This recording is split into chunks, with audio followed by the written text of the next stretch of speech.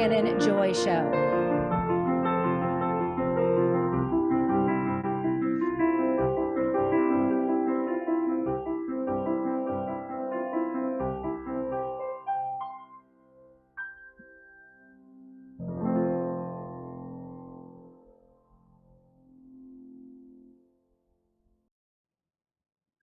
Hello, world, and welcome to the Shannon Joy Show. We're broadcasting live from the Joy Virtual Studio right here in the beautiful Finger Lakes region of New York State.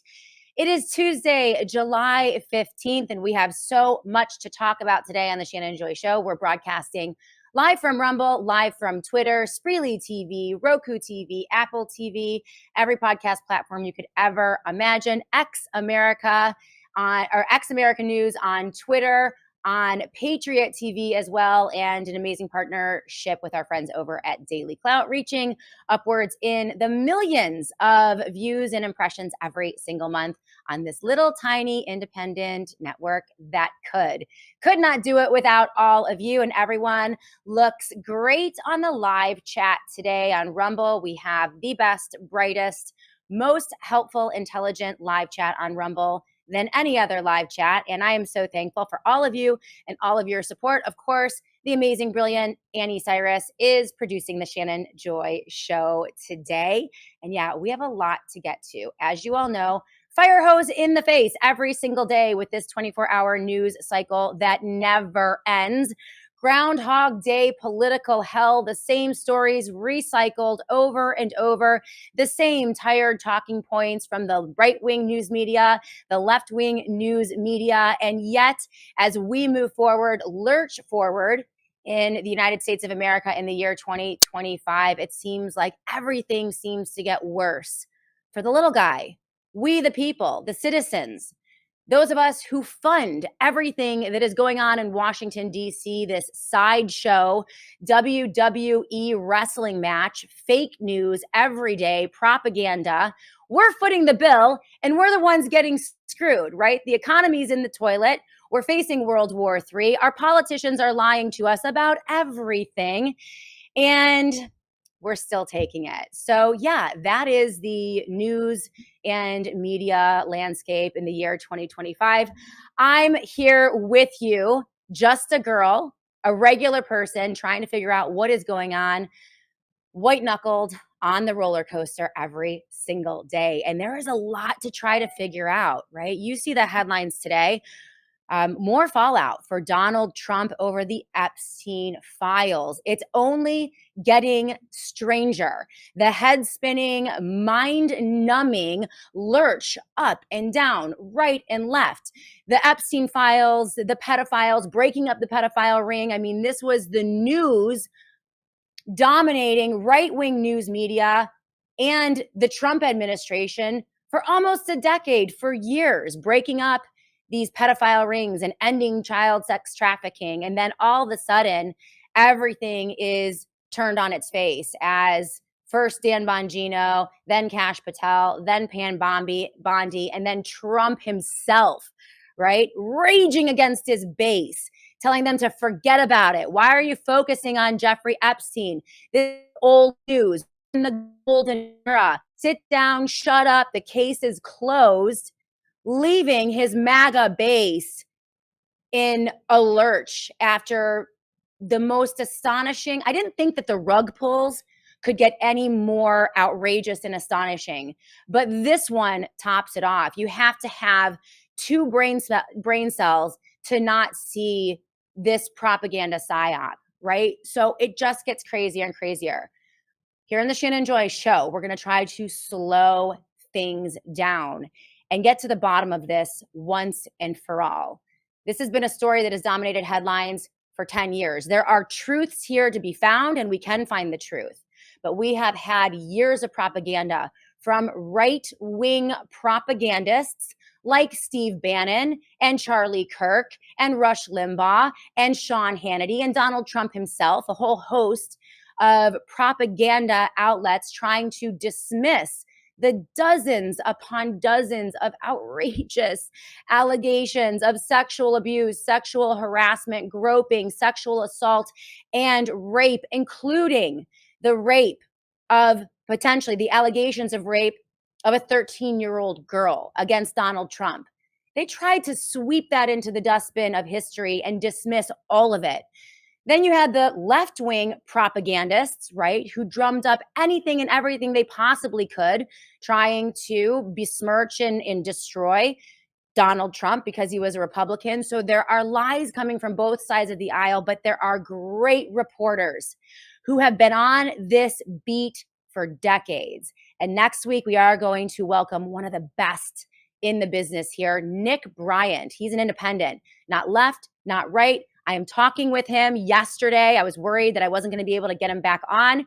We have reopened the discussions, and we're going to hopefully have him on the show next week to give the real reporting. I do have by Marielle Padilla from 19thnews.org. This was written in 2021, I believe.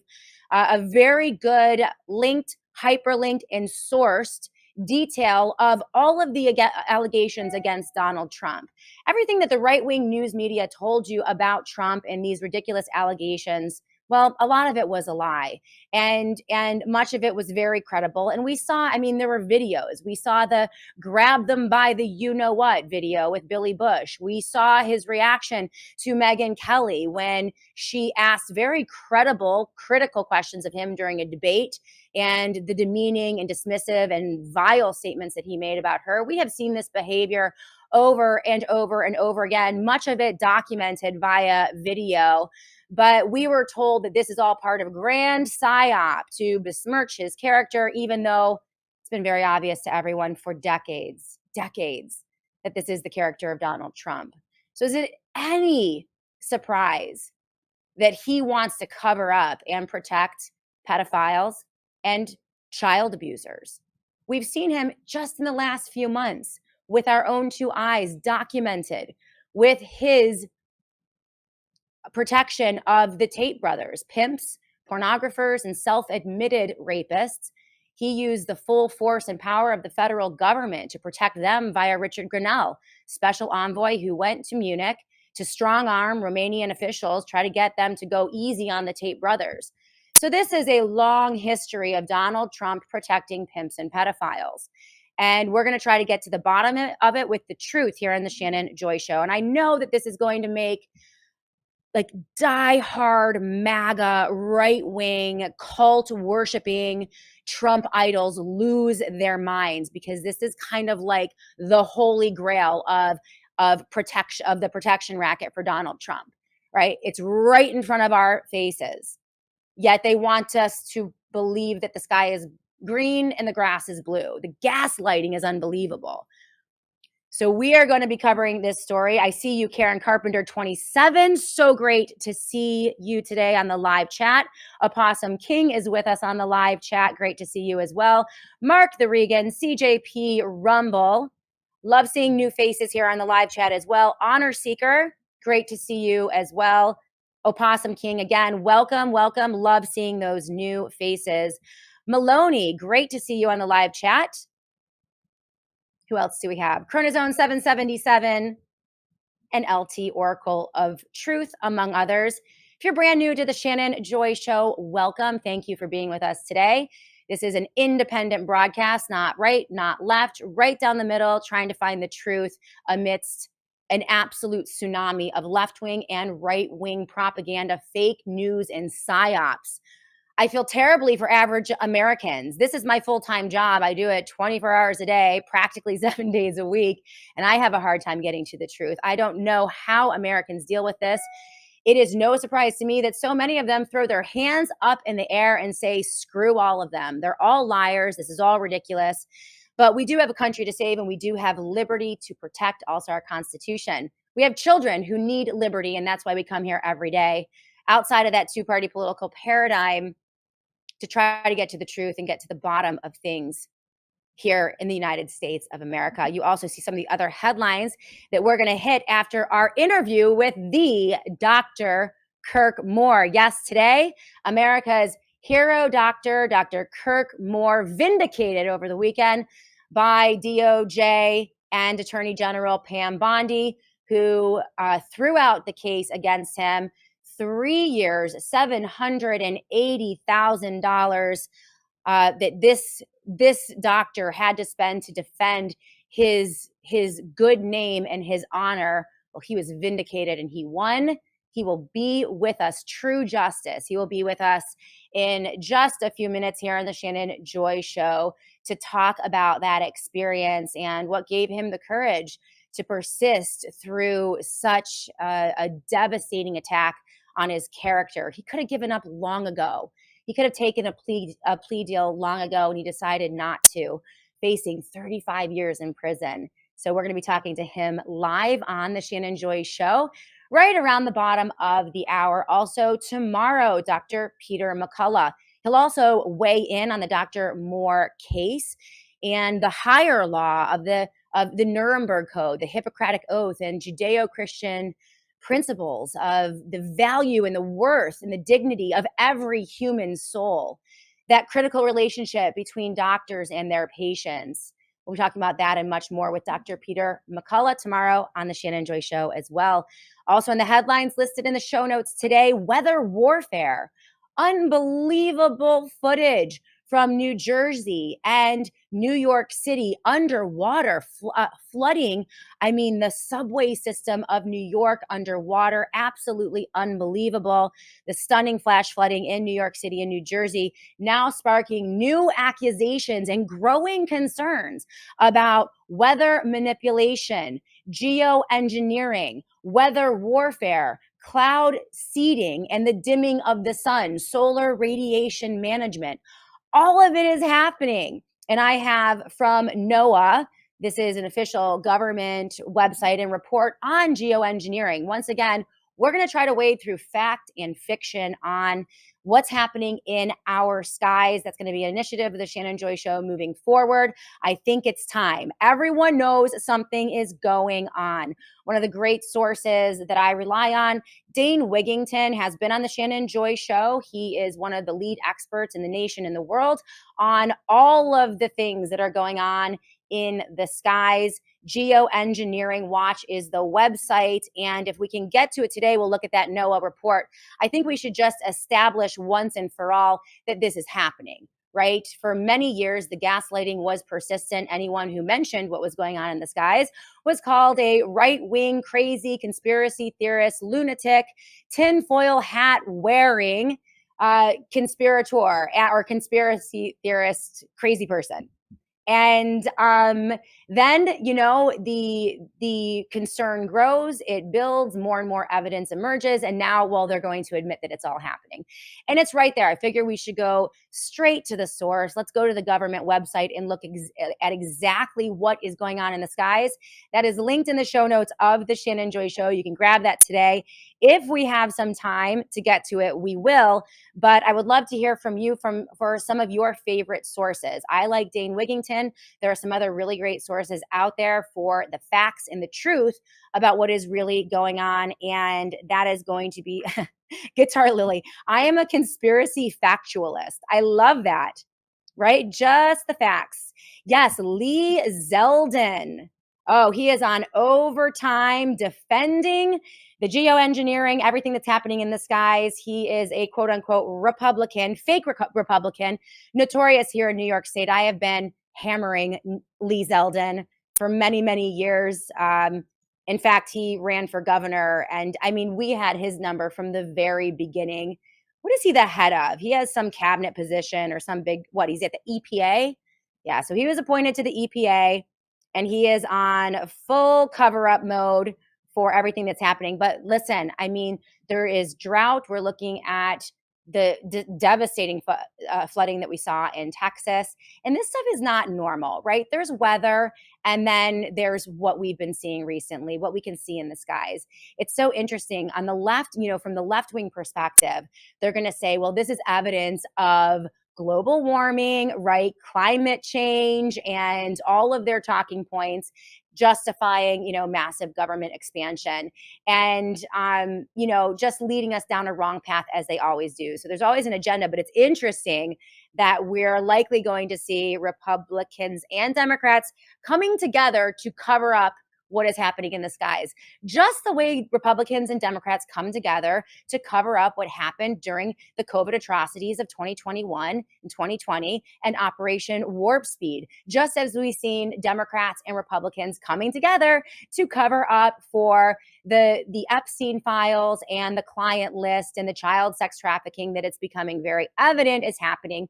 Both Democrats and Republicans coming together to cover up the profligate spending and the black budgets, the theft of $21 trillion from the United States Treasury, and the shenaniganizing of the Federal Reserve, creating this horrific economic situation in our country.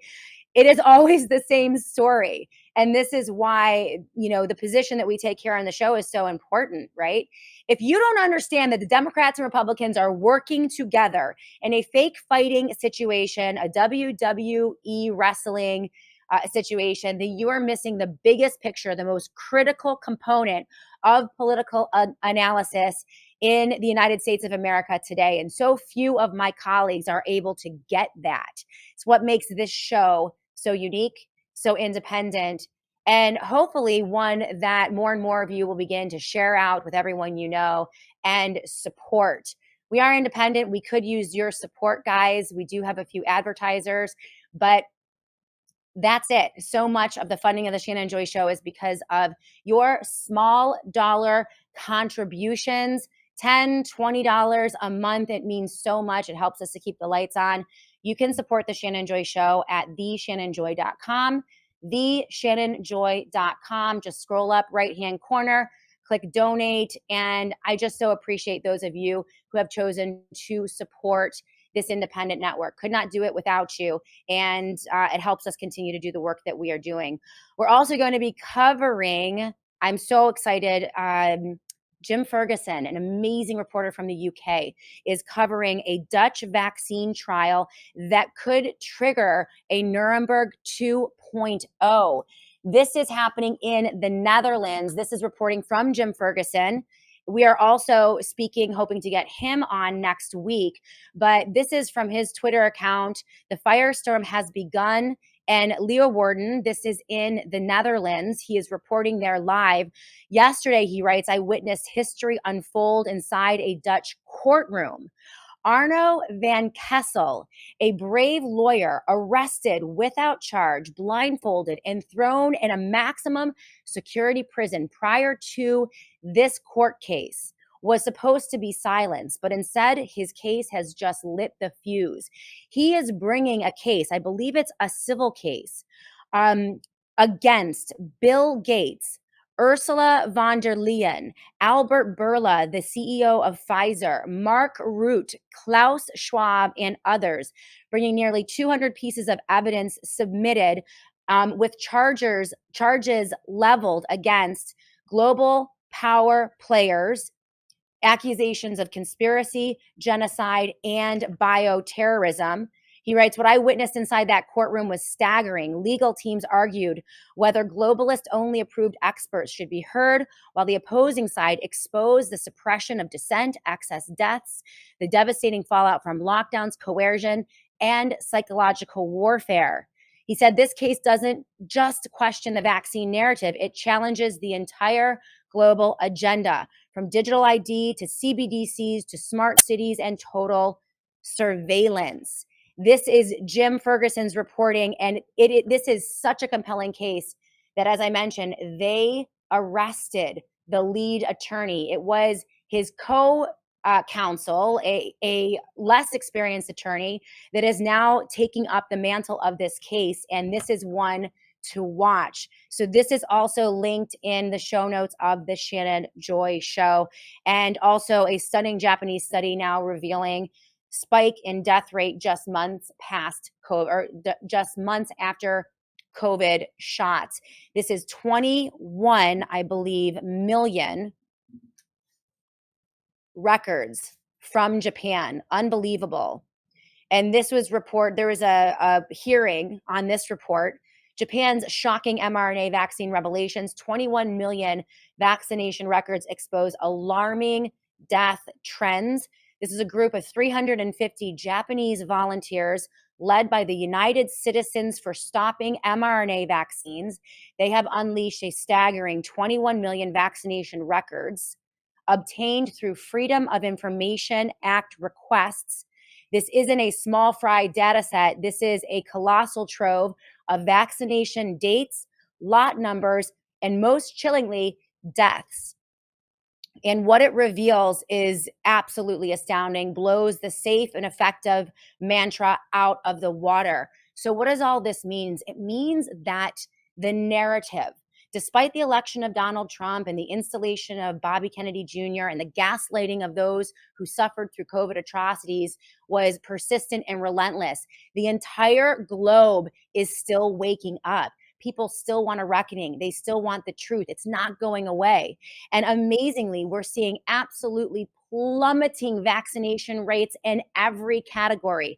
I don't have this news story in front of me, but there are a few out there showing the uptake of all vaccines, COVID-19 vaccines, childhood vaccines, vaccine rates across the globe, in the UK, also in countries like Japan, absolutely falling apart.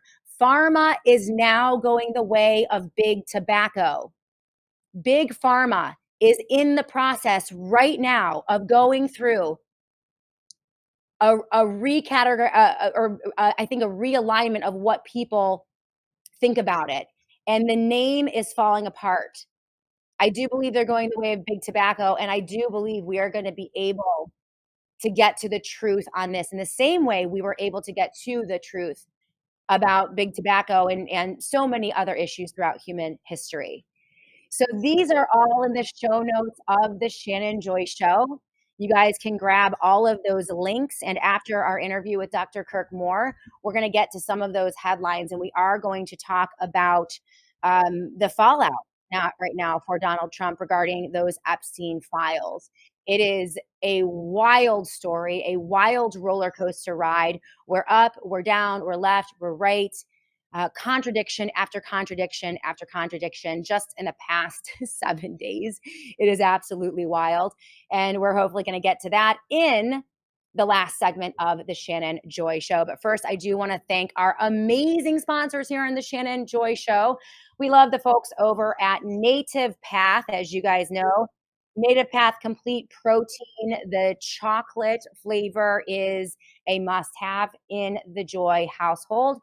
My children, every day, they use it in everything. Their shakes, their smoothies, their chunky monkeys. I gave you guys my chunky monkey recipe yesterday using Native Path Complete chocolate protein.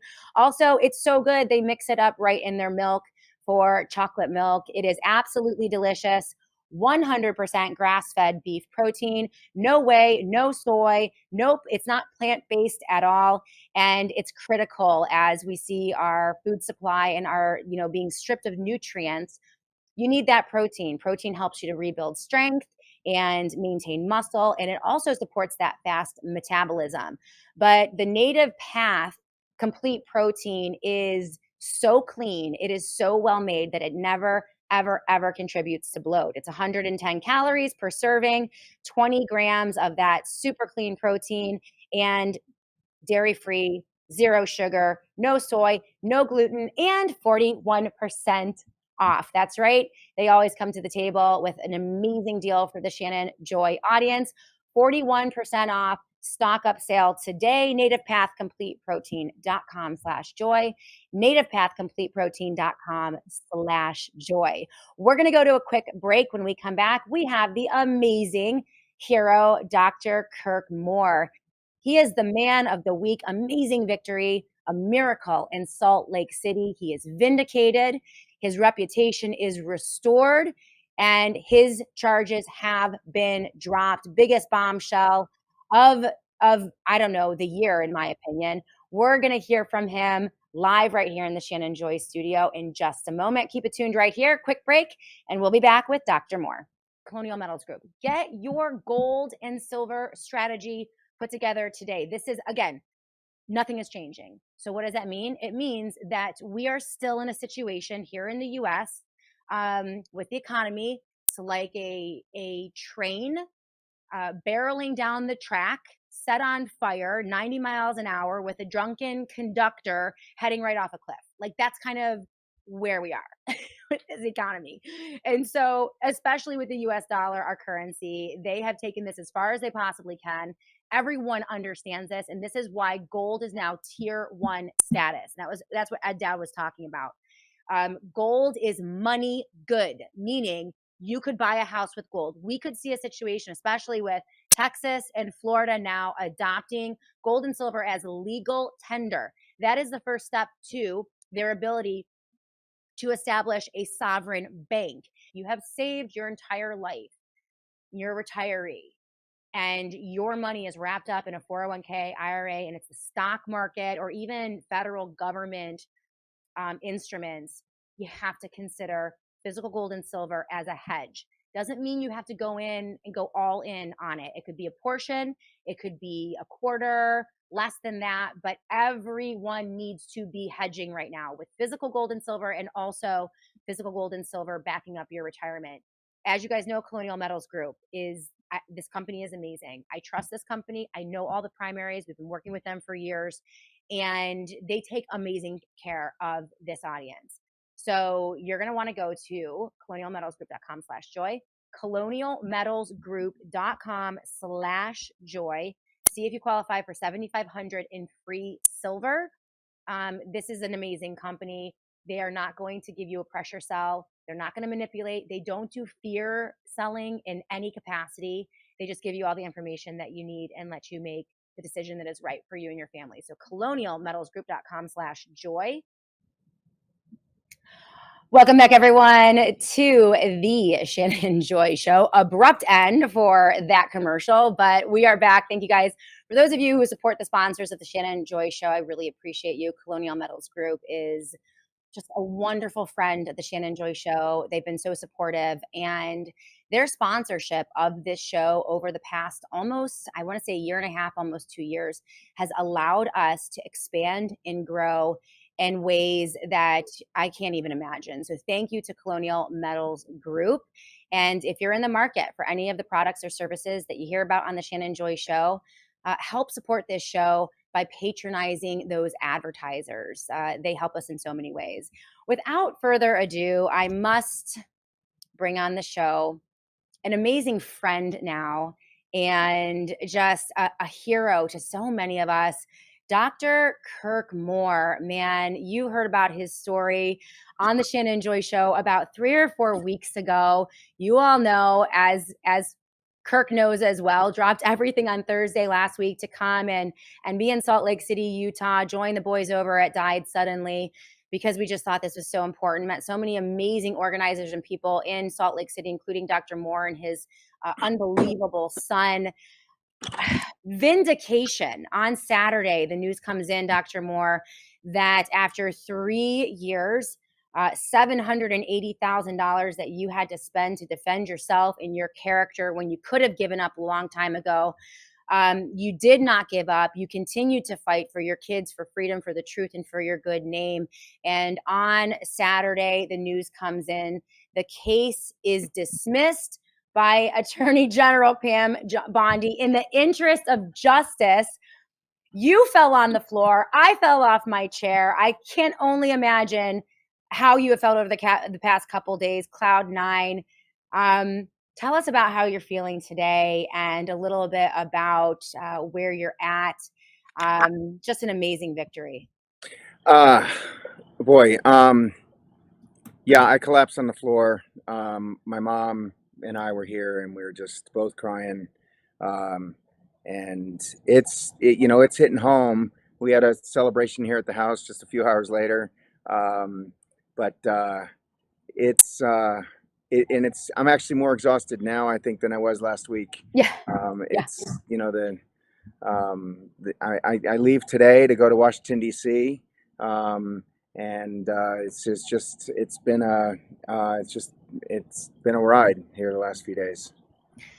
Well, I want to, talk to you about where you are now. One of the biggest questions that I get from people about your case, and as you guys remember, Dr. Kirk Moore was accused of, I think, illegal disposal of government property. It was pretty convoluted, but all of this was wrapped around his willingness to stand up and protect the patient doctor relationship, honor the Nuremberg Code, the Hippocratic Oath, and founding principles of this country and the Judeo-Christian ethic. He followed higher law. And because he could not give informed consent to his patients regarding the COVID vaccines, because they were by definition experimental under an emergency use authorization, he gave them vaccine cards so that they would not be persecuted themselves in the dark days of COVID mandates, coercion, and manipulation into being vaccinated. And you helped thousands of your neighbors. And for that, the federal government over the past 3 years persecuted him for that. One of the biggest questions that I get, Dr. Kirk Moore, is how did you persist? I mean, let's start at the decision that you made. I mean, this is in the dark days of COVID. You're a successful doctor in Utah. You've done very well. And you make this decision to not only provide this service for desperate neighbors and community members, but you're also treating COVID-19 as well. You're a plastic surgeon by trade. It wasn't really your your bread and butter, but you made this decision. What was the mindset then? Why did you do this? You didn't have to. 99% of your colleagues didn't do what you did, but you made that decision. I'd love to hear about the mindset and the thought process that guided that decision in the early days. Well, yeah, I don't know how much we got into this, the last time we talked, but, um, COVID to me initially in January, February of 2020, I was on board. I had no idea about what it was. Presumably, I'm just like any other doctor or PA or nurse practitioner or, really any other person. You listen to the news, you're worried, you're concerned, you're just reading all this stuff. And I don't even listen to regular news anyway. And so this was even on social media, and how bad it was. I just had no idea. So I shut my office down actually a week before that our shutdown happened here in Utah. So I came home one day from surgery. I closed my office. I called my office manager, said I'm done. It's too dangerous. I don't know what's going on. Mm. And then the governor shut us down that following Monday. But by then, but certainly by Monday, but this was Tuesday afternoon. By Thursday morning, I was ready to go back to work. I'd done enough research. I'd done enough studying. I'd read enough articles. I had kind of done enough, reading of the tea leaves and reading between the lines, and realized that this was just all fake. It really was. Can you point to any specifics? Because this is so many Boy. people. Yeah, so many people don't. They don't. There's so much propaganda. It's hard for people to find truth, and somehow you were able to. And this persists today, right? Like the skill set of weeding through propaganda and fake news and psyops and fear campaigns and getting to a truth, right? You were a medical doctor, but you're not, you weren't politically astute. You didn't know any of the bigger agendas. You were just kind of, it took you less than a week to figure this out. Is there anything about that process that you can explain to the audience so that we can better try to make those decisions? And was there anything that stood out to you that really made you say, okay, there is something very wrong here. This is ridiculous. I would just love to hear about that. Yeah. So the first thing from the medical perspective was that argument, or there's no treatment. Okay. You just can't treat it. Go home. When you're on your deathbed, call an ambulance, get somebody to drop you off in the ER. You're not going to be able to come in with them. You're contaminated. You're treated like, you're radioactive. And so when they're doing that and they're telling us and telling humanity that there's no treatment, that to me was a huge red flag. Okay. and because you always try to do treatments. And so then I was looking for things. Vladimir Zelenko probably was the first person that I came across that I remember. Shortly after that, I think I got the name Peter McCullough, and then it was Paul Merrick and Pierre Corey, and a number of other doctors. Actually, gosh, I always forget his name. It was a family practice out in California, um, and he actually ran for Congress, I think, in 24. Okay. But anyway, so that was the first thing. And I just, it just didn't make any sense to me. And I use this analogy a lot, and it's kind of like, if you're not going to treat anybody and go home when you can't breathe anymore and literally your lips are blue, then come into the hospital, to me is analogous to a woman finding, a lump in their breast, and, the doctor telling him to, hey, just wait till it erodes through your skin and it's a big, nasty open wound, and then we'll treat you. That to me just didn't make any sense. Anything in medicine, our whole everything we do in medicine is to find something and get to it early. So it didn't make any sense to me that we were doing this.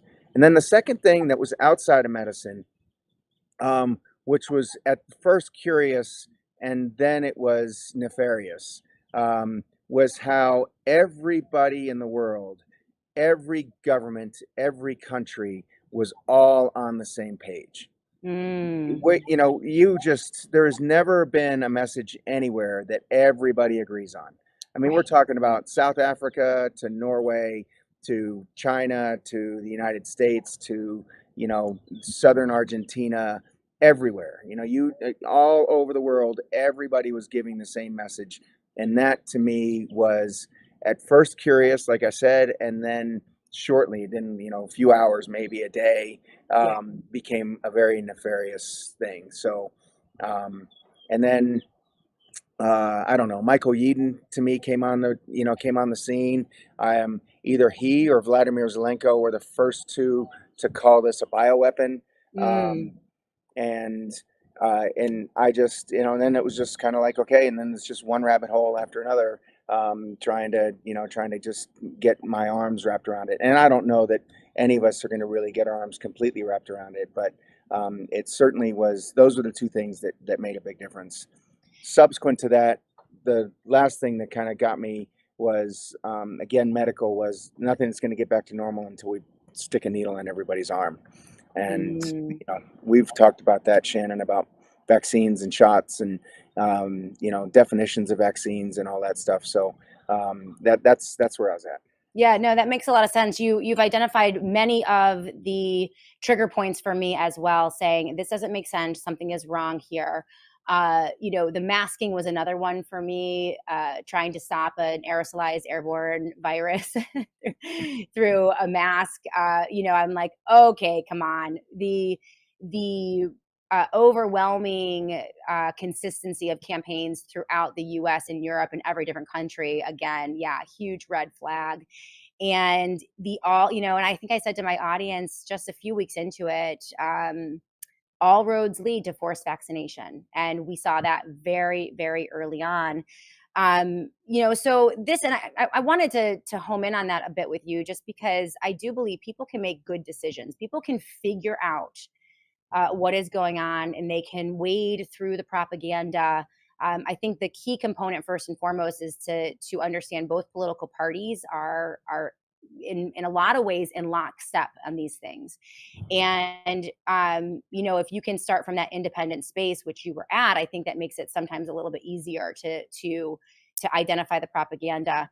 But we're going to need this moving forward, because there is a lot coming at us right now. I think that is going to be very important. I want to mention, we're looking at another case. Speaking of Michael Yeadon, I think he's involved in this one. The Dutch case that is taking Albert Bourla and Bill Gates and the Dutch government to court. I mean, it's an unbelievable trial. Jim Ferguson is reporting on it. And people like Sasha Latipova, Catherine Watt, Catherine Austin Fitz, and I believe Yeadon are going to be testifying in that. So there is certainly, and Jim Ferguson is saying, like, this case, it's kind of everything.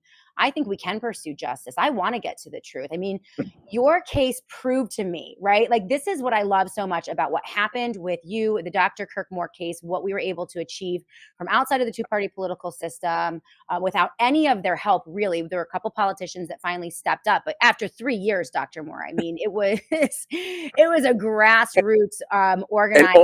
only with pressure, right? Right. It wasn't me. I could never have ever done this alone. I've been out for 2.5 years trying to, share my message. And it wasn't until the trial started. It wasn't until, we got a bunch of people together. It wasn't until we got a bunch of social media, and push. The article that Ed wrote, and got published on Wednesday was just, I think, Amazing. was instrumental. It was. And then obviously, once we were able to kind of catch people's attention, with Marjorie Taylor Greene, Thomas Massey, Mike Lee, all of them kind of, it was a combined, concerted effort. I was told I'm not allowed to use "it's a village." It takes a village because that's a Hillary Clinton term. So it's a community. But it does. It just takes a community. It takes it just look.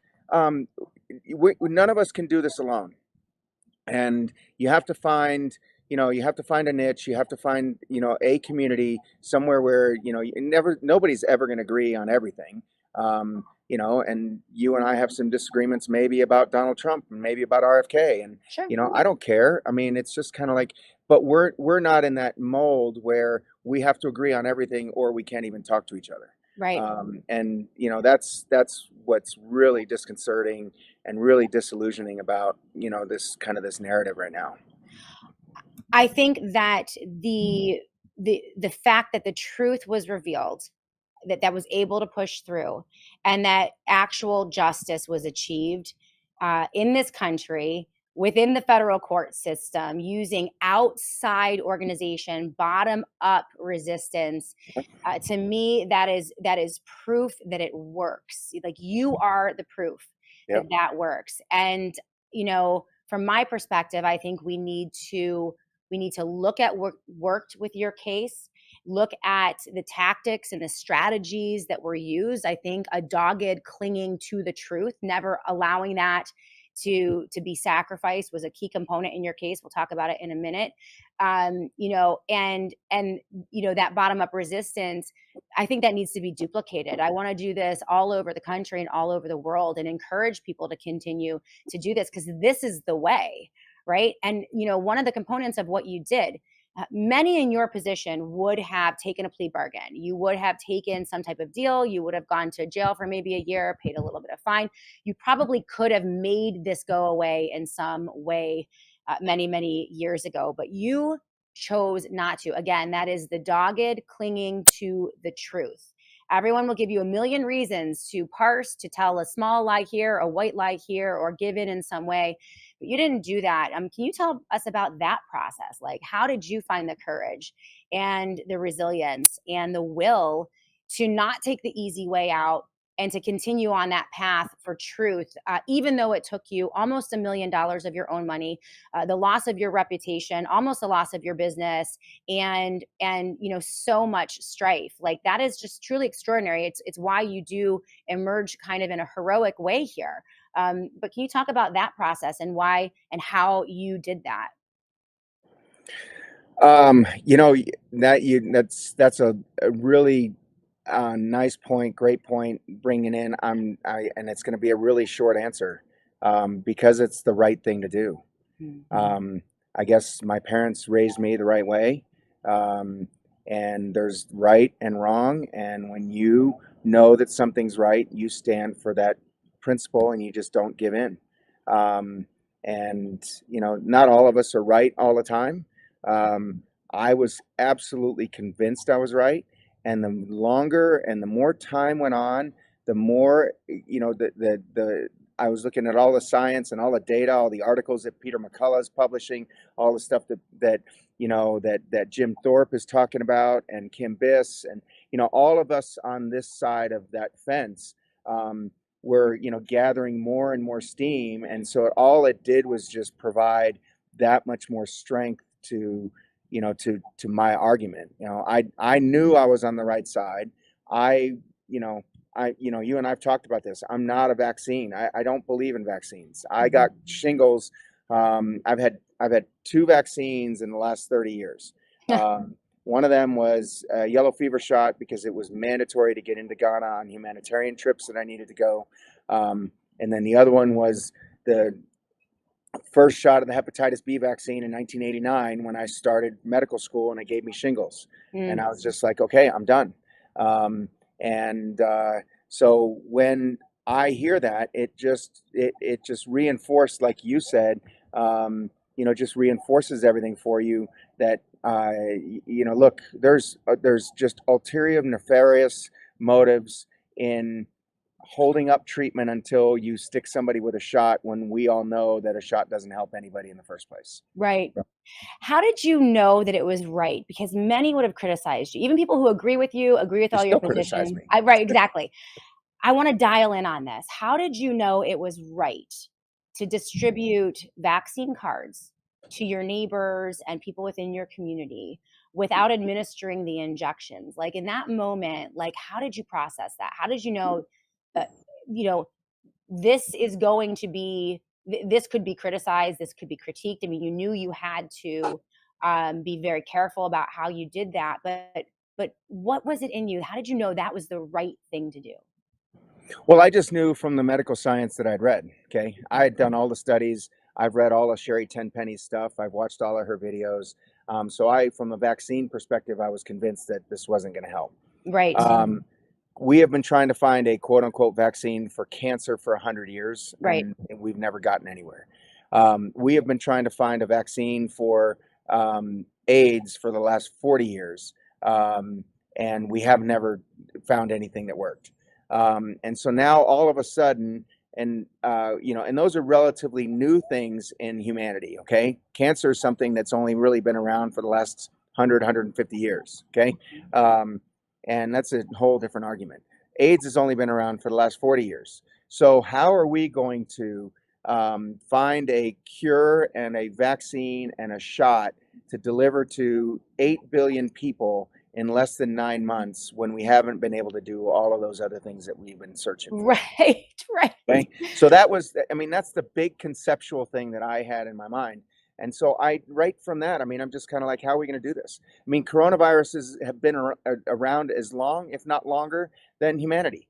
And again, I won't get into this argument whether they even exist or not. Okay. I'll give you that. There's a debate there, but I think it's a fair debate, right? And it is. And Yeah. it's getting to be more of a debate, and I think it's coming much more front and center. And there's a lot of arguments both ways. But to me, that was the big kind of motivation from the standpoint. Look, I knew I was right just because of that. Okay.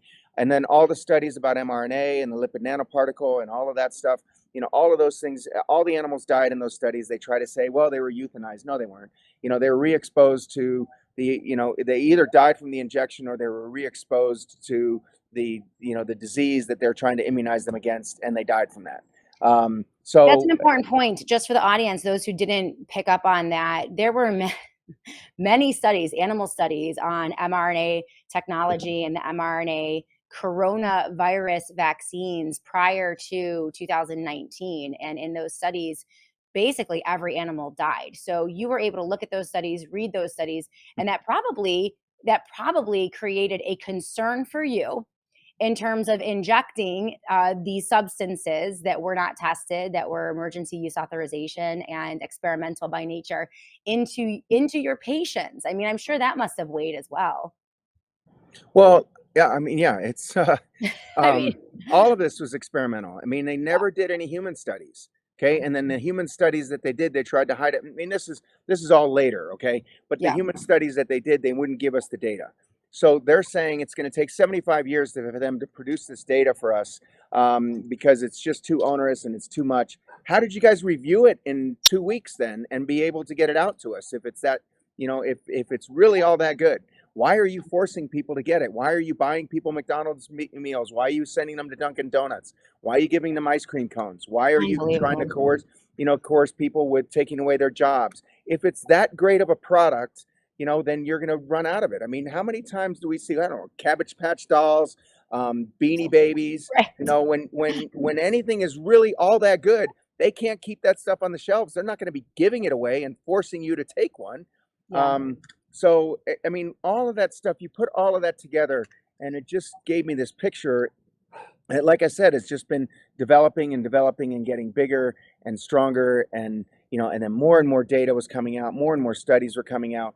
The VAERS data from January of 2020 alone showed 700 deaths, okay, that people were complaining about. So that means at a 1 to 10% ratio, which is what VAERS reports, you're anywhere from, 7,000 to 700,000 or 70,000, sorry, 7,000 to 70,000 deaths in 1 month alone attributed to the mRNA vaccines.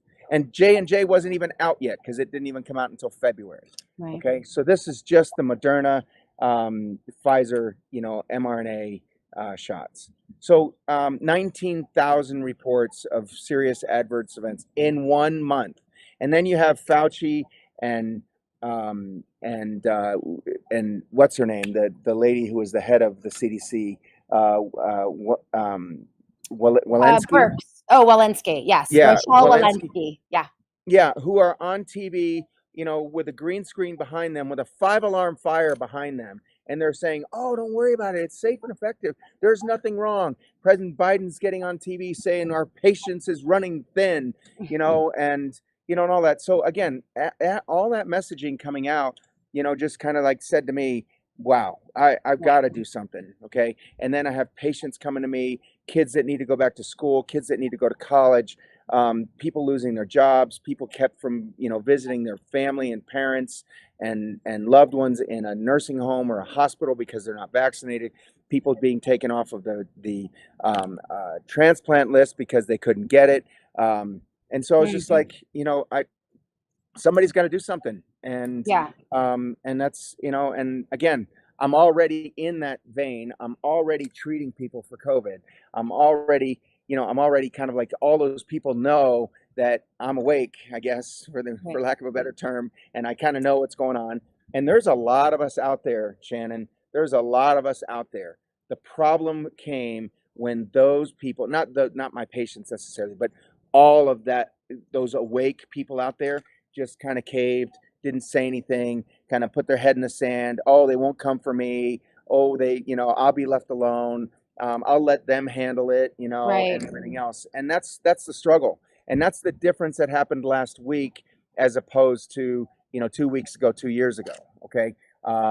And that's what we need. We need to, I'm sure that's a question you're going to ask me later, but we need to stand up and push back. Okay. Yes. We just can't let this happen. And you got to stand for what you believe is true, even if it's wrong, at least be committed to that, and understand it, but be willing to listen. And if things are changing and the data changes and the science changes and, and the information changes, be open-minded enough to realize, hey, maybe I was wrong. I made a mistake. Okay. Sure. And accept that. And that's kind of where, I think some people in our administration need to be right now. I mean, I don't want to get on here and criticize anything and everybody, especially the administration that kind of just, cut us loose. But, but in a Donald couple Trump, weeks, in a couple weeks, I mean, right? Yeah. Donald Trump he's a really smart guy. And there's a lot of people that have told him, hey, why are they booing me at my rallies? And why is this going on? And, and everything else. It's because this stuff is bad for you. It's killing people, Right. and we're never going to get MAHA, okay, until we stop these shots. I mean, you've got the Means, I call them the Means twins. They're not twins, but, the Means siblings, who all of a sudden are like, these pariahs, and they're kind of riding in on a white horse. Okay. But they didn't even mention the word vaccine in their book once. Right. Okay? Right. And we are never going to get healthy in this country until we stop the shots. Yeah. Well, and the Means twins are directing MAHA. They are, from my perspective, there's been enough research done, heavily supported by big tech, massive PR firms. And, so I agree with this. It's a very big problem. Right. And I do believe that the Trump administration needs to hear, they're heavily lobbied. They are in Washington, D.C. They are sequestered away from the American people and the sentiment of the real medical freedom community and the real base. And so it is our job as a base, if you believe you are a base for this administration, to not to sweep it under the rug and be quiet and sit down and trust the plan and wait for something. It is to be loud, to be the opposite, an equal and opposite force against this administration, to the pharma lobbies and the tech lobbies and the globalists, and believe me, they have a lot of people they're influencing. I mean, the poor guy, he's like controlled by Susie Wild. I mean, Right. chief of staff. And, I mean, she's controlling everything. So right. And where did she come we, from? yeah, we have to defeat Susie Wiles. If you want to get any action from this president. And that was what we did over the weekend. It was Right. so big, we got so loud that they couldn't ignore us anymore. And I think that's the lesson, whether you support Trump or not. Right. Now, some of your critics would say, and I do want to get to like how we do this in the future, but some of your critics would ask, they would say, well, why did you falsify documents? Why did you choose to, falsify documents and break a rule? Because there wasn't a law. We know that there was no law prohibiting you from what you did and the role that you played. But there was some language, there were some statutes, there were some rules and that type of thing. But they would say, well, why did you choose to falsify documents instead of just giving medical exemptions or that type of thing? Like, why did you take that route? And I only want to ask that because I think a lot of people, I think you have the right to answer your critics and tell them why you made that decision. But what is your response to that? That was a huge dilemma for me. Yeah. I struggled with it. I struggled with it on a number of, in a number of ways. One is, yes, I'm falsifying a document saying that I gave somebody a vaccine or this vaccine. It actually helped me when the new vaccine definition came out. It said that we're going to vaccination now is the action of of giving somebody a vaccine for a it's not immune for an for a immune response or something. yeah, it's not immunity. They changed it from the word immunity to giving people a basically an opportunity to prevent a disease. So again, but yeah, I struggled with I struggled with that because yes, some people can claim that it was unethical for me to falsify a medical record. I justified that because it's even more unethical for somebody to ask you for your medical records. Right. So why is everybody walking around going, show me your papers in order to enter a building or, go into a gym or sit down for dinner? And, so that's unethical. That's actually the reality of that is illegal. Mm-hmm. Okay. That is a straight up HIPAA violation, and that should be prosecuted by the same DOJ that was coming after me. Right. So I did something that was unethical because they were doing something that was illegal. Mm-hmm. At least, again, my opinion.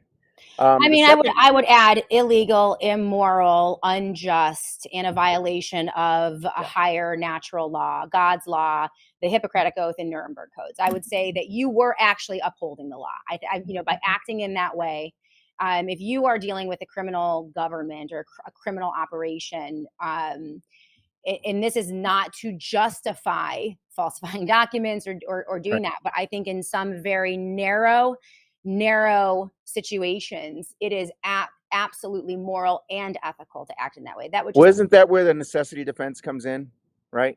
Isn't that the whole thing? I mean, it's just kind of like, hey, I see people that are being killed all around me, and this is a, kind of like I'm using this to protect people. Listen. During the Nuremberg trials, the defense of the medical doctors, the scientists, and the nurses who euthanized and murdered the Jews, their defense was that they were following orders, that it was legal, that it was the law in Nazi Germany to conduct these actions. And so it was very well established in the Nuremberg trials that that is not a defense. There is a higher law. There is a law that must be upheld. If the government tells you to murder your neighbor, then you Right. should violate that law. Right. Okay. Right. You should, and they want a document proving that you murdered your neighbor, then maybe you should falsify the document. Okay. Right. Right? Like, Or show them the body bag, right? I mean, come on. Like there is a moment when it becomes absolutely outrageous. And I think that, I hope that we can establish that today on the show, because I get these people, these ankle biters coming in, well, and I'm just like, drives me nuts. I mean, this was, you had all of the information that you needed. I think the biggest one though, was that it was very well documented that these were experimental. They are under emergency use authorization. There was absolutely no way you could give informed consent. There was no way that you could educate your patients about that. And, so I take it even a step further. I mean, I think you did one of the most moral, heroic, and courageous acts that we have seen in the United States of America in decades, in years. So, I'll go to bat for you on that one, Dr. Moore. Well, thank you for that. I never looked at it. I had people saying that I was doing the most courageous thing that was out there. I didn't look this as courage. I just looked at I was doing what was right. Yeah. I actually, you have a good friend of yours, Dr. Clayton Baker. And in early 2023, I reached out to him to speak to him about the ethics of all this. And we had a really long discussion, kind of somewhat similar along the same lines that you and I are having right now, because there are some ethical things. The interesting thing is the AMA has a code of ethics, okay? And the code of ethics in the American Medical Association says it is going to happen that the legal system is going to come into conflict with the patient-doctor relationship. And as a physician, your role is to try to do the things that you need to do to change the legal system so that it can come into better and conform better with the doctor-patient relationship. Right. And the second thing is, if you cannot do that as a physician, you are required to uphold your doctor-patient relationship. Right. And, where is the AMA? I don't see them standing behind me right now. Mm-hmm. Okay. They're taking big pharma money. I think 70% of their budget comes from big pharma. I don't call them big pharma, big pharma. Okay. Pharma. Absolutely. And, so where are they? Where are they? They're supposed to be, and I was talking to Doc Malik about this, and I know you like Doc Malik a lot. I do. And, as a physician and as a medical community, we are supposed to be a bulwark against protecting our patients. Okay. That's our job. We are not supposed to be injecting people with anything, giving people medication, putting fluoride in water, putting, statins in the water supply just because we think it's all good for you. When did it ever, here's another thing. And I'm sorry, kind of rambling a little bit here, but that's okay. What we have been vaccines, if you even believe in vaccines, the pursuit of vaccines and the pursuit of the goal of vaccines, this pursuit is to mimic natural immunity, right?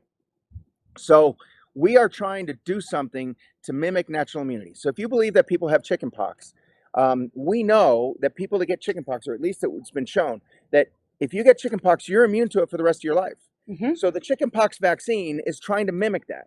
So if you've never gotten chickenpox and you want to protect yourself, then we're going to try to create something medically that we're going to either give you, inject you, spray you, have you swallow, whatever the scenario is, and however we want to do that, to mimic that natural immunity.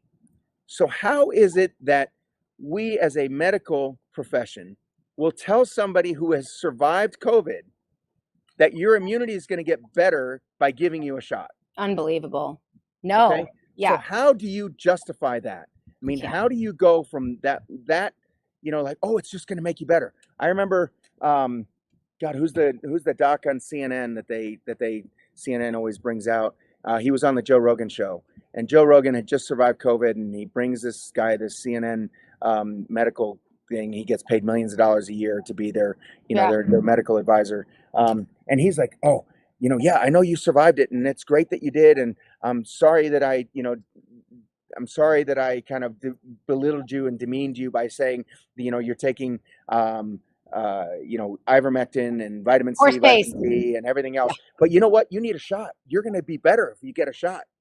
I mean, and he said it on the Joe Rogan show, and I'm just kind of like, how do we get Same. here as as a medical community? Absolutely insanity. I think it was Sanjay Gupta Sanjay and Gupta, Dr. exactly. Sanjay Gupta. And what is the morality of medical doctors going in and taking hundreds of thousands, if not millions, if not tens of millions of dollars to go out and recommend and coerce people into medical treatments that will harm them? Like Right. that is, I mean, here you have a juxtaposition, someone like yourself who has lost almost $1 million next to these guys who are vaunted and held up, and it's absolutely wrong.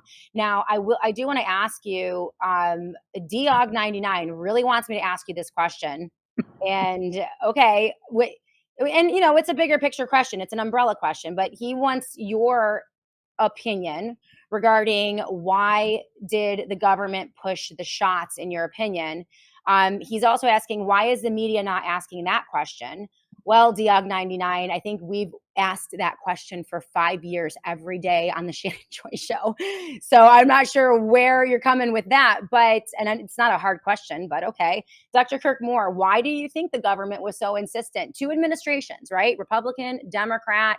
What do you think is the big picture behind the pushing of the COVID vaccine in the dark days of 2020 and 21? Well, it depends on whether you believe that there is a nefarious um, a motive behind this. Uh, we mentioned his name a couple of times. Dr. Michael Yeadon believes that it is a depopulation agenda. Mm-hmm. Um, and so if you believe that, then that's why they did this. He is absolutely convinced that there's no other reason, there's no other way, there's no other justification for doing this to humanity other than a depopulation agenda. Mm-hmm. Um, I'm uh, I don't There's a know. debate there. No, I would There is say a huge debate. yeah, there Okay, is an but intellectual discourse within the medical freedom community about the motives. I right, think that is fair, right? No yeah, one has the 100% truth about the right. motives of the people who have done this, because they're not telling us what their motives are. All we know is that they don't make sense, right? But I would like to, yeah, there is that Well, discourse there, and I think it's a fair discourse, Dr. Moore. right, and then the other motive is money. Okay, Yep, yep. money and control, Money, power. and then so it's a financial thing. It's a kind of like picking winners and losers. I think whenever we do subsidies out of our government, we subsidize this to at the expense of something else. We're picking winners and losers. Sure. I think things ought to survive on their own 2 feet. I think the government ought to get out of the middle of things. Let this little trinket that guy over there is making in the corner, as long as it's not hurting anybody, let him try to sell it. Right, Okay, don't exactly. don't subsidize that just because you think it's a great product. And I just think the government needs to get out of picking winners and losers. Absolutely. And I think that the market can determine. The market is a glorious thing. It's an amazing Right, thing.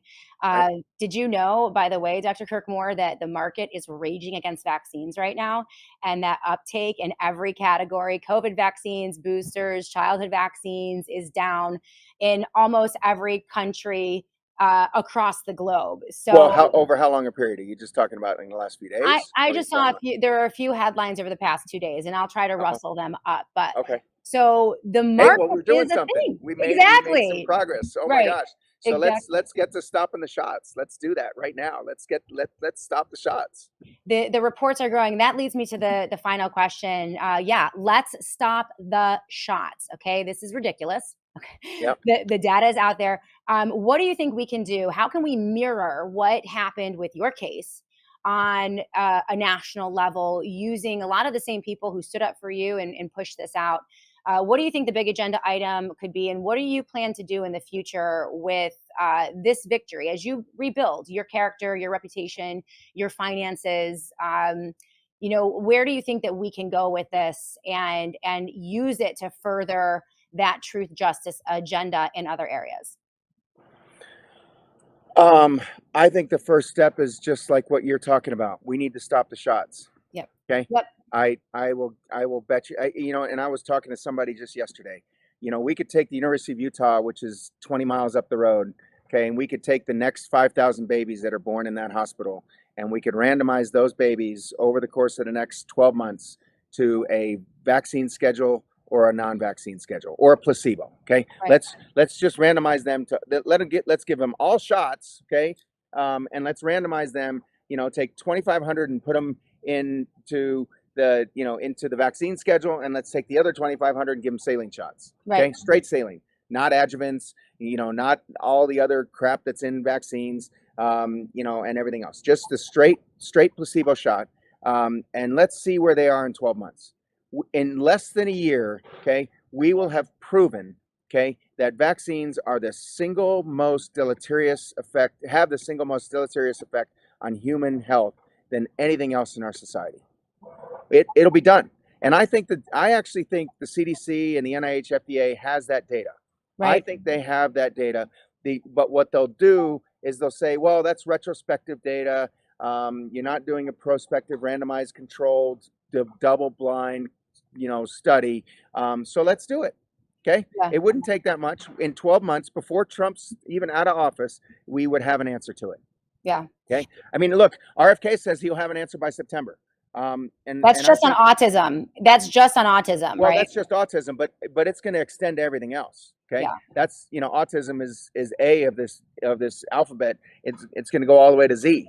Okay. I mean, it's A to Z, all these diseases that kids have, autism, autoimmune disease, diabetes, neurologic, disorders. I think I posted on my own Twitter feed. I stole it from somebody else. I don't remember where I got it, but I just took a picture. It's kind of like, let's stop talking about autism. Let's call this brain inflammation disease or Yes. cerebral inflammatory disease, because that's what it is.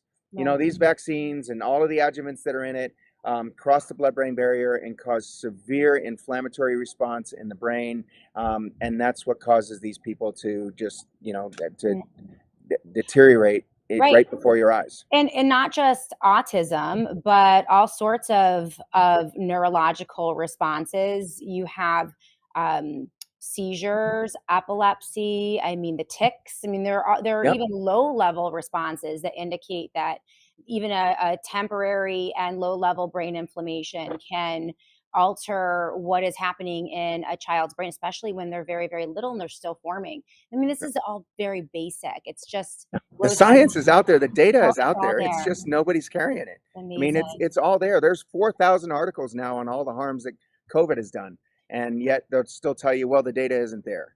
Very I mean, good. and again, a little bit of a knock. RFK, everybody in the NIH, everybody at CDC, everybody at HHS, they know that these things are bad for you. Yeah. Just stop it. Yeah. And I've said this before. You mentioned them earlier. Catherine Watt, Sasha Latipova. They've done all the research on this, the PrEP Act and everything else. Yeah. RFK doesn't have to mention the word COVID, doesn't have to mention mRNA, doesn't have to mention vaccines, doesn't have to mention anything. In a single statement, he can write out a statement that only he can do and end the state of emergency. And the mRNA shots, COVID shots at least, will go away overnight. Okay. Absolutely brilliant. And for anyone who thinks that Dr. Kirk Moore is going to stand down and stop speaking out, I just love this. I love the fire in your belly. And yes, it was under the Trump administration that Pam Bondi, under great pressure, dropped the charges. But I think you're right. Like, the lesson to all of us is you keep pushing. Like, you do not relent. You do not move away from the truth. And you're proving this right now. I think it's great. And I know you're going to do great things in Washington, D.C. Be careful there. So I'm only there for 24 hours. So all right, just make your own drinks. All right, make your own drinks. Get your own hotel room. Right. All right, just be very careful. Yeah, I mean, ask that to Rashid Buttar, right? There we go. All right, before we let you go, as I mentioned, you really have endured a great amount of stress, anxiety, and financially, you've really been hit hard. I know that people are working to raise money for you and to try to make you whole in some way. The total is about $780 $1,000 Right. on legal bills. It's just astronomical. I would have been crushed. I would have just withered up and died. I don't know how you stood it and you faced it down. But how can people help you for everyone watching today? Please be like very, very open and clear about how people can come in, make donations, contributions, and help you become whole. Because one of the stipulations of the dropping of this case is that Dr. Moore, I believe, you cannot go in and sue the DOJ to cover court costs, which is just an abomination. So you still have to deal with those. Is there a mechanism or a way that people can help you and support you and continue to help you raise your voice? Because I think you're going to be critical in moving the ball down the court for the agenda of stopping the shots, right? That's the mission, folks. We can do it. And I think Dr. Moore was proof of that. But how can they support you? Well, I think three things.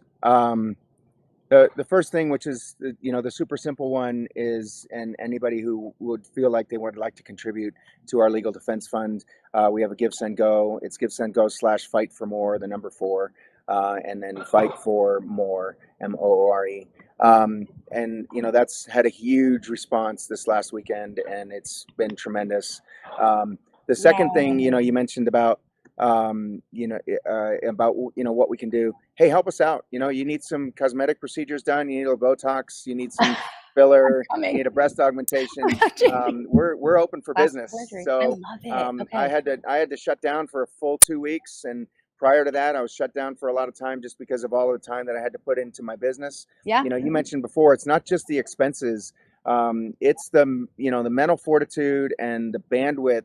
I lost my focus to my business. And so I went from a $3+ million a year business, gross business. Okay. That's not what I was making. Right. But $3 million a year business to, I think I just barely cleared 1.2 last year. So, okay. All right. And that's, those are just throwing out numbers. Okay. And then the third thing is just stand up, push back, do not comply. When you see, Candace Owens said this best, I think, when you see everybody having the same message, it's wrong. Okay. When everybody out there, just like I mentioned earlier, what was one of the clues to me about what was going on when the whole world is doing the exact same thing, so Sweden was doing the same thing as Switzerland, and doing the same thing as Morocco, doing the same thing as the United States and everything else. So those are the three things. Okay. All right. I appreciate it. Shannon, I love you. Thank you. Oh my gosh. Friends forever, Dr. Friends Moore. forever. Honestly, like we were in that foxhole together, and that's a bond that you just can never erase. You're amazing. Your son is amazing. The folks who gathered, that amazing community around you. I don't often get to see these true wins and be a part of them. And so I'm so blessed. Well, you are not just a part, you were an integral part. Wow. You and Ed, and died suddenly, and the local representatives here and the people that showed up on those steps were an integral part. So well, thank you very much. You flew all the way across the country to do this. I did. Then I flew back on the red eye. On the red eye, Dr. Moore. Right. I know I have some harebrained ideas sometimes, but in this case, oh gosh, it was so worth it. God bless you. Be careful, be safe. And I'm sure that you and I are going to be doing some more work together in the near future. God bless you. Okay. Well, I look forward to it. Thank you. Okay. Thank you to Dr. Kirk Moore, Guitar Lily. We love you, Dr. Moore. Oh, I didn't get to ask him about rosacea. I'm sure that he can treat for rosacea. Diog 99. I love that one of his, it's like, okay, yeah, you can make a donation to my legal fund. That's really great. And that's had a lot of play. And Annie, if you wouldn't mind, can you pull up the Give Send Go for Dr. Kirk Moore? I think we had it in the last interview that I did. Let's just pop that right into the live chat so that people can contribute if you think it's a worthy cause, which I do. But I love that his second thing was, hey, why don't just give me some business? I'm a business person. I'm an entrepreneur. And I really relate to that. I'm a business person as well. And I, like to try to ethically and morally make a living and run a business and serve my clients and my advertisers and the audience. And I think that's often the most honest way to do things, right? So I love that second item was, hey, if you're in the Utah area or you need certain, he was a plastic surgeon, all right, which I think is really interesting. Then, go ahead and use his services. Be my Valentine, Dr. Kirk Moore. So very happy for your freedom. Blessings to you. What a great son you have.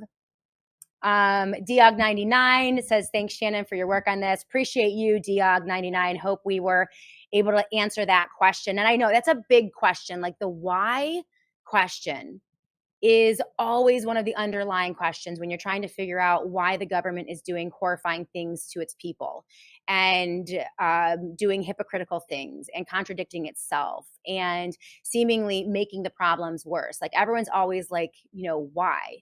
And it's an impossible question, isn't it? Because we're not privy to their plans. So we have to speculate, we have to guess, we have to imagine, we have to try to understand the motivations of what seem to be psychopaths at times and the things that they do to their constituents and to we the people. It's an impossible question, but it's a natural one. It's one that everyone, because we're as normal human beings are trying to understand. It's not like you and I are laying awake at night, twisting our mustache and plotting and planning to take over the world and subjugate our neighbors. Like that, that's not a normal thing for humans. But there are humans that like do that type of thing, and we try to understand them. I would say don't worry so much about the why. All right. And that's what I have done as a show host, a contributor, an analyst, and a journalist. I set the why apart, right? Because how am I going to know the whys? Can I get into their heart, their soul? Do I know their secret conversations? Of course not. I stay away more from the why, and I just look at the what. What is right in front of our faces? What are they doing to us? And frankly, I don't care about why they're doing it. It's either right or wrong. It either furthers human development and liberty and freedom and prosperity and peace, or it takes away from that. And so if we move into, and that actually, delves into discernible policy outcome, right? Let's not worry about what they're saying or why they're doing it. Let's look at what is right in front of our faces, what we can actually identify, and then make our judgments based on that, right? So I don't care why you do what you do, Ted Cruz, Mike Lee, Donald Trump. I don't care. If it doesn't align with those principles, the founding principles are the principles that our founding fathers relied upon to craft our Constitution and our governing documents, which have persisted and are good documents. If it aligns with the Judeo-Christian ethic and truth and justice and integrity, well, then yes, let's support that. If not, we can reject it. All right. So thank you guys so much. We have come to the conclusion of the Shannon Joy Show. We didn't get to Rothan Walker. Ted Cruz says hi. He's looking over your shoulder. You're so funny. We're going to get the headlines that we have a lot to get to tomorrow. We do have Dr. Peter McCullough in on the Shannon Joy Show. He'll be coming in right around 12:30 p.m. live tomorrow. We'll hit some of the headlines that we overviewed today. And again, next week, we're looking forward to Jim Ferguson here on the Shannon Joy Show, and also really looking forward and hope I can make this happen, Nick Bryant on the just unbelievable fallout from Trump and covering for the Epstein agenda. It's crazy. All right. So you guys have a great day. Thank you so much for being with us today in the Shannon Joy Show. We'll be back tomorrow to do it all again right here.